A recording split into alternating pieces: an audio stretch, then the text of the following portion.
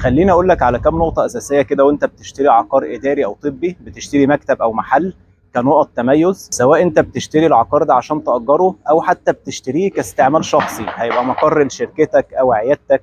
اول حاجة اختيارك للموقع، موقع المول او موقع المبنى الاداري او الطبي ده مهم جدا. يكون فيه خدمات او حواليه خدمات، كافيهات، مطاعم، صيدليات، كل ده يبقى موجود. يكون سهل الوصول ليه، المواصلات سهل انها توصل له، علشان الموظفين والزوار والمرضى سهل اي حد انه يوصل له. واختيارك للمساحه ده مهم جدا، ما تشتريش مساحه اقل من 50 متر صافي. اقل من كده مش هتبقى مساحه عمليه ومش مطلوبه، ولو مساحه كبيره هيبقى صعب انك تاجرها. طبعا ده لو انت هتاجر العقار، انما لو هتشتريه ليك انت كشركه او عياده ليك مش هتفرق. ده بقى بترجع على حسب احتياجاتك انت.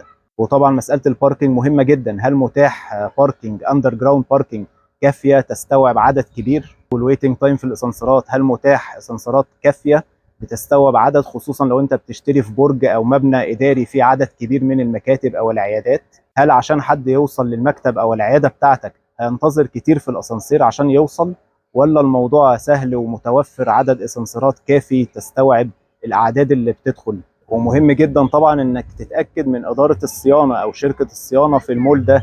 هل في صيانه بشكل مستمر وبشكل مظبوط دايما، كنظافه وصيانه اسانسيرات، سلالم، حمامات، كل ده لازم تتاكد من اداره المكان ده وانها بتقوم بدورها على اكمل وجه. فدي كانت بعض النقط كده كنقط تميز، تبقى واخدهم في الاعتبار وانت بتشتري مكتب او عياده. وطبعا لو احتجت اي حاجه تقدر تكلمني في اي وقت.